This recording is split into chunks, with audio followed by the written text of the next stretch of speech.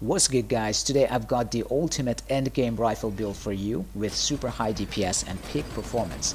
I also have something for the new players and for players who can't afford a pricey build. I'll show you some side-by-side performance clips so you can accurately compare the rifles yourself. With the level 60 update, the meta has changed. The items that used to give you the maximum DPS and performance have been replaced by the new meta gears. I'll explain everything, so this video is going to be packed with a lot of useful information, so I'd ask you to stick to the end without skipping any part of the video. Alright, let's explain the build. For the main weapon, I'm using a level 60 Stairway, and I also have an enhanced dragon at level 60, which is pretty strong as well. And I'll talk about Sunburn and other good rifles like the recently added unique chest exclusive rifle Corpse Piercer. Now DPS and performance wise, Headgear is still the best rifle in the game right now. You're gonna get about 200 less DPS with enhanced dragon, but it's very cheap to play and performs just as good for bosses with low health pool. As for the Corpse Piercer, you'll get lower mutated damage, attack speed, movement speed, and lower default headshot damage compared to Headgear, which not only has the highest DPS but significantly better performance versus absolute endgame bosses because of its huge clip size. For static, I'm using Gold Trimmer with maximum mutated damage, I believe, and I think it is the best unique static in the game right now.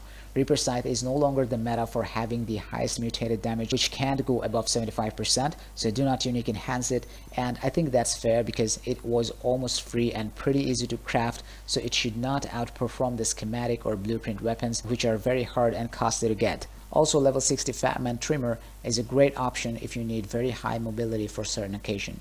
For the hand item, Reckless Raider Gloves is the meta right now for a headshot build.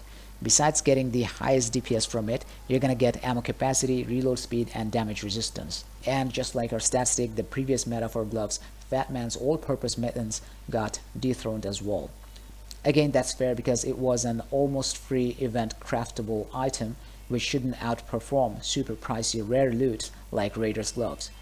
Another great option for your hands would be the Avenger's gloves, which is way cheaper, and in this build I'm trading about 80 DPS for 50 maximum accuracy, which is a good trade especially for rifle, so I highly recommend it for a player who can't afford a super pricey build.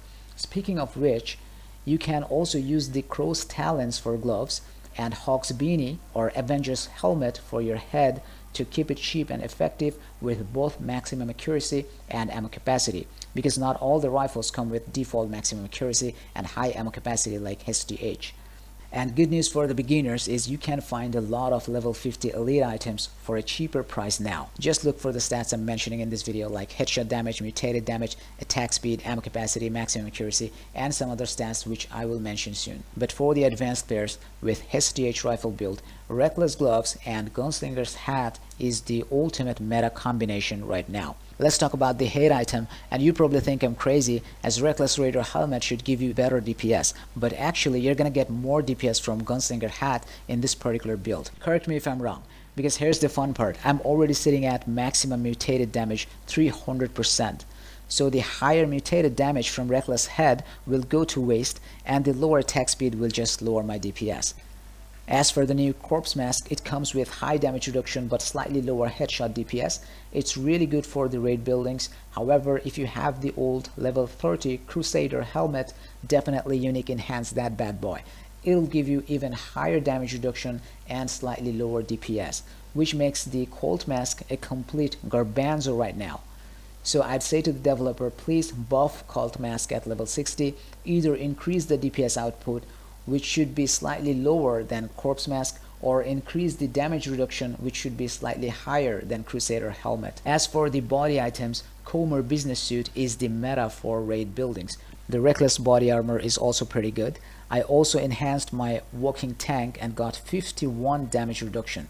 But for this rifle build, the best chest gear would be Hawk's Vest because of the maximum accuracy. Besides being cheaper, it also comes with health and stun threshold, which is super good as we already have max damage reduction 75% and over 350 health points. For the new players, that means we're not gonna get staggered from the zombie attacks and a few types of boss attacks as well, which is awesome. You can check my chainsaw guide video for more details on tanking with stun threshold and stun recovery. For my pants, I'm using level 60 Comer business pants, currently the best pants in the game with the highest damage reduction. Also comes with high health, inventory, sprint speed and sprint duration. No need for sprint cooldown, because with just one feat item, Sunset Drifter Sandals, at level 60, we can reach the maximum cooldown or pretty close to that. Ideally, I'd like to play with more walk speed, but I do have tons of movement speed with this build on top of what I'm getting from Gold Trimmer and the reloading skill. Alright, let's take a quick look at the skills and stats. This is a hybrid character for build testing. The ideal skill tree for a rifle build should look like this. After this, I'm going to show you some side-by-side comparative performance clips between SDH and Enhanced Dragon's Onslaught. I'd ask you to pay attention so you can see the difference and notice what I have noticed, which is Enhanced Dragon is actually pretty good, or even performing slightly better against level 50 low health pool bosses, and it's cheap to play as it's using 9mm rounds.